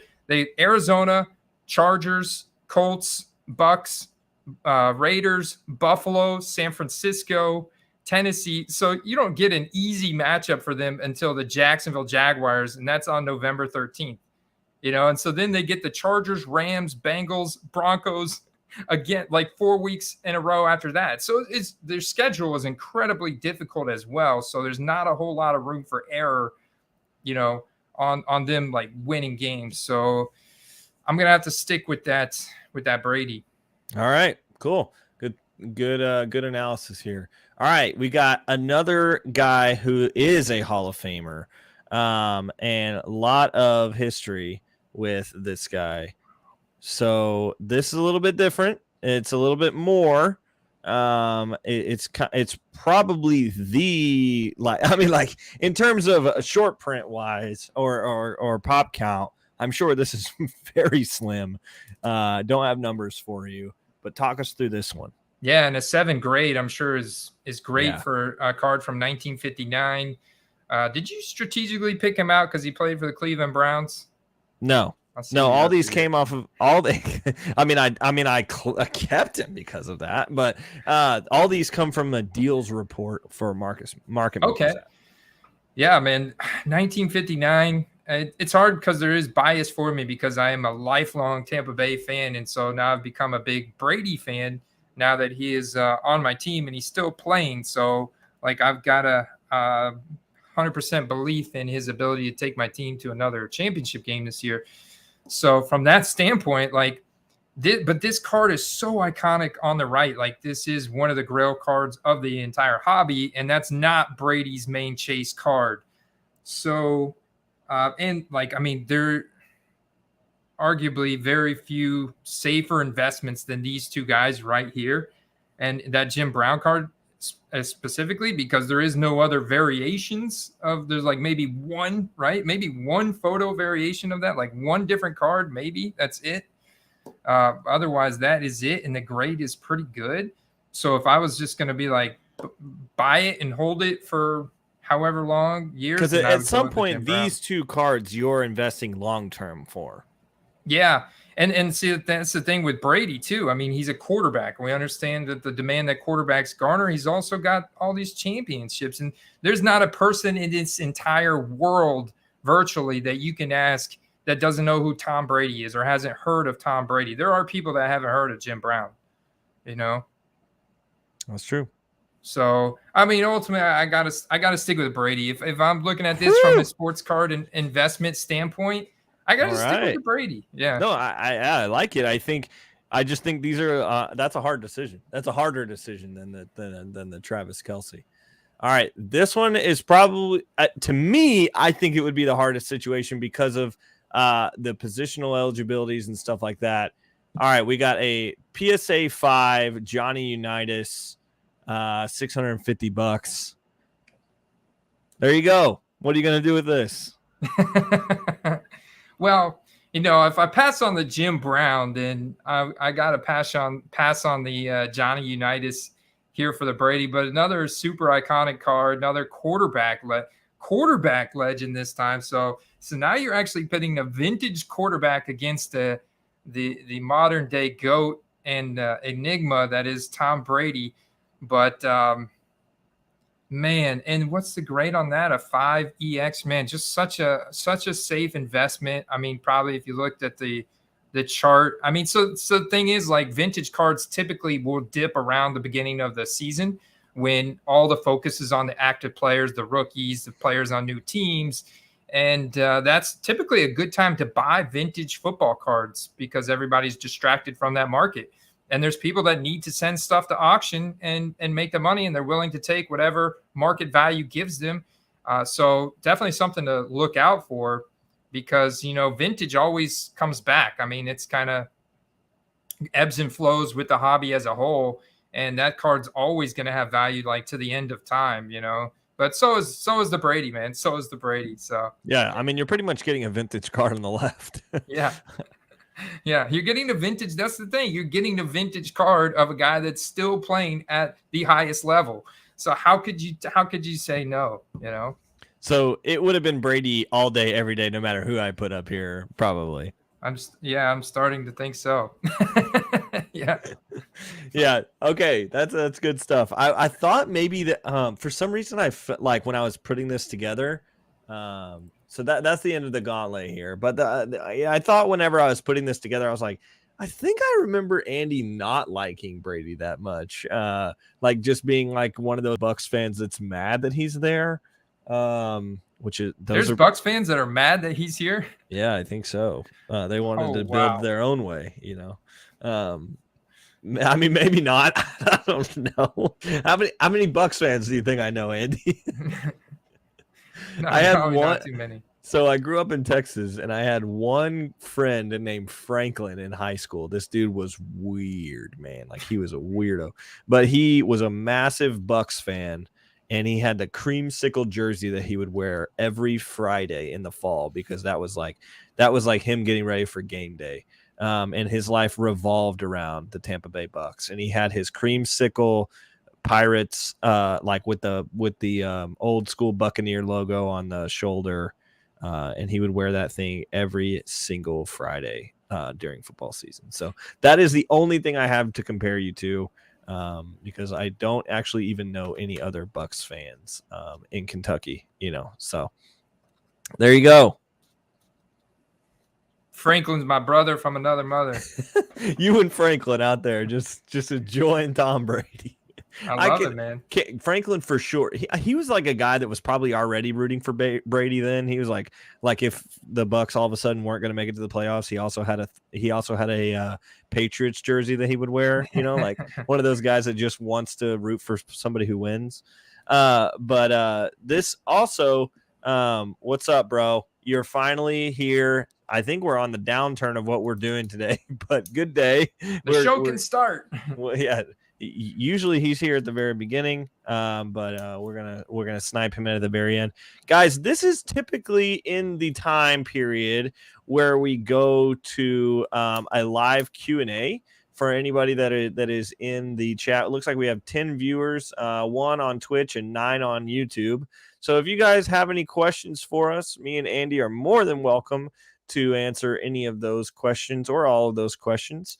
So feel free to drop us a line here, and if you've got any questions for us, we'll stick on and talk about something for the next couple minutes before some more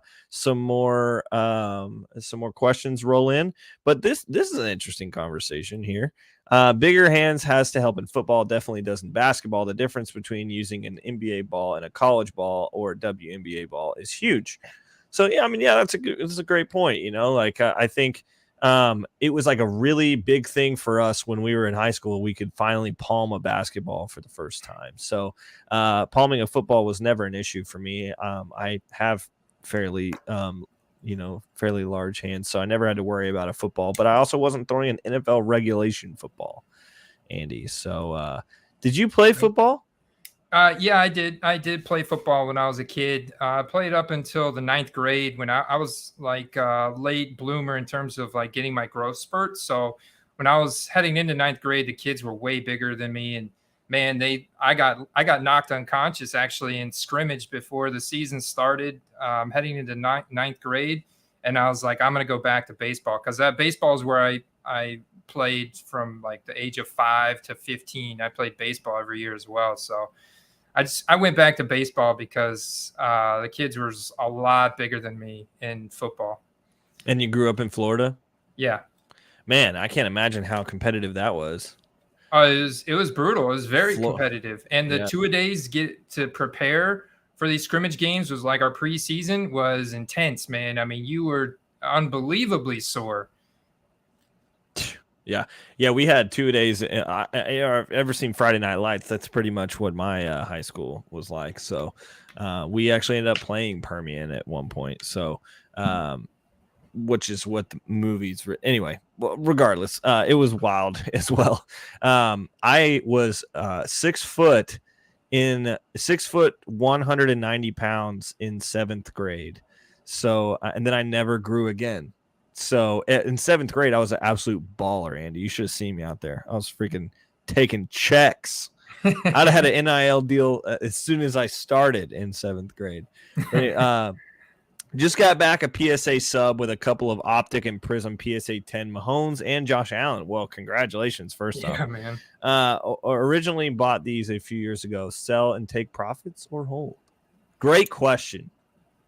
Yeah, I mean – Josh Allen is arguably the most hyped up quarterback right now heading into the season. So I would say, why not sell a Josh Allen? Don't sell them all, right? You don't want to like hedge your bet a little bit. This finally being the Bills' year to make the Super Bowl. Always been a bridesmaid, but never a bride. Maybe this is their year that they make it. So I would, definitely hold 1 or 2. Mahomes at this point, I would hold as well. I mean, you could look at selling him because he's got a little bit of hype, but if you look at the chart from where it was a year ago, it's still noticeably down probably like 30-40%. So you kind of got to hope that they do come out hot or they finish strong and make the playoffs and you hold to the playoffs. Either way, both those guys still have 10 plus years left in the league. So you can kind of pick and choose where you liquidate at, But I would definitely look at selling maybe 1 Allen, 1 Mahomes right now if you've got some nice profit in them. Yeah, I like selling the I actually would sell the opposite way. I would say you sell Mahomes now. Of course, like Andy is the expert on this, but I would sell Mahomes now because of the question marks with all of their player like personnel overturn and all that kind of stuff. I really think that Hill leaving is going to really affect the escape, like throw the ball up and maybe he's going to be there throws that Mahomes is famous for. But we'll see. Juju is there. Kelsey is regressing. The running back situation, I'm not confident in Kansas City. So, but anyway, I would say Josh Allen is going to probably have a pretty good year. So, but definitely what Andy said about hedging your bet, for sure. about like selling a couple, don't sell them all.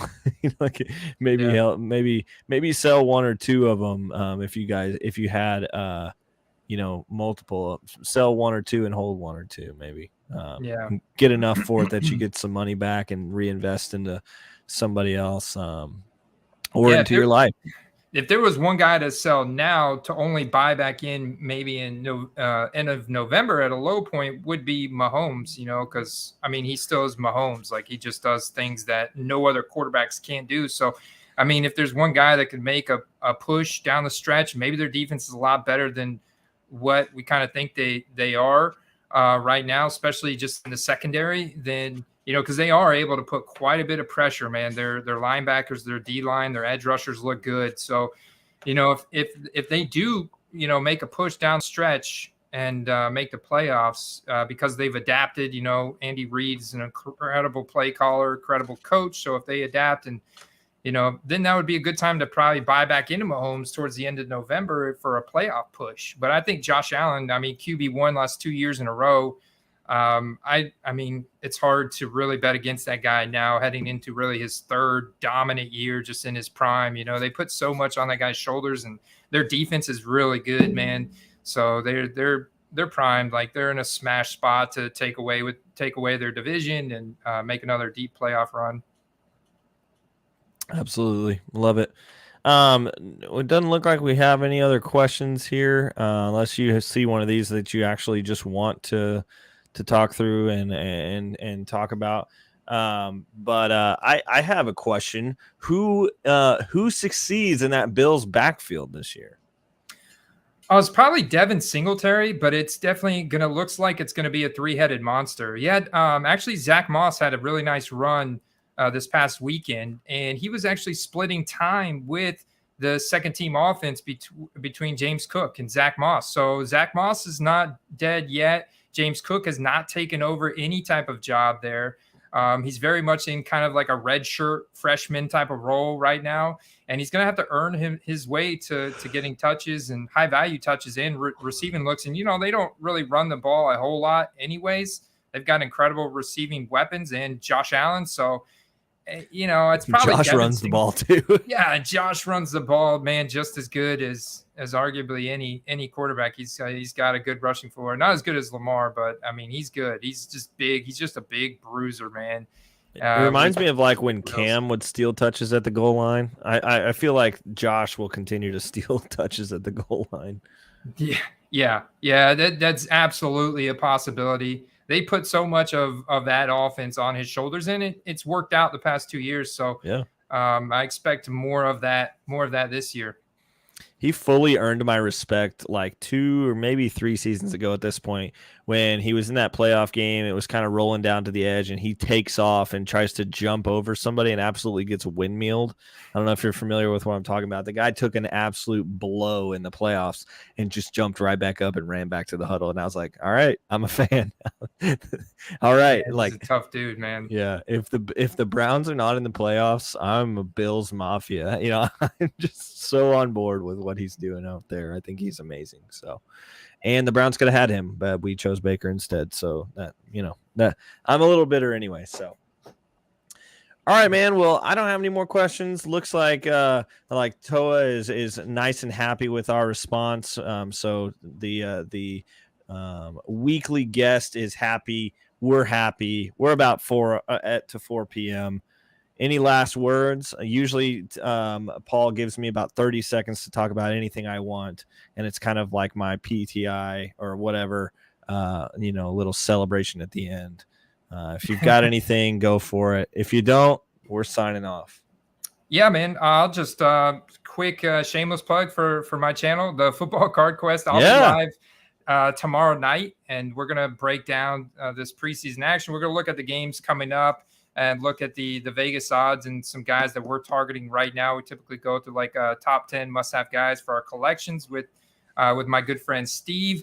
And we're doing an interview that's coming out later this week with my good friend Carter the Power. Him and I have a podcast, Questcast. It's also on our YouTube channel. And we've got a guest tonight, Lou Janu from VaynerMedia.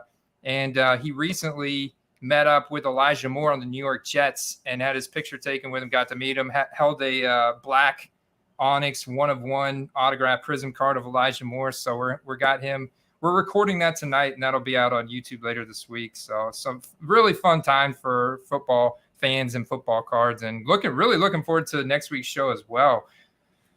Awesome, man. Next week I'm gonna have some questions about the backdrop here. I gotta know a little bit more about the cards that are on the wall. So maybe just be an expectation of what you got behind you next week. All right. All right, Andy, thanks for coming on. Guys, thanks for coming on Sports Card Strategy Show, episode 43. I'm going to get that right. Episode 43 of the Sports Card Strategy Show. We're glad you came. Thanks for being with us, and we'll talk to you soon. Peace.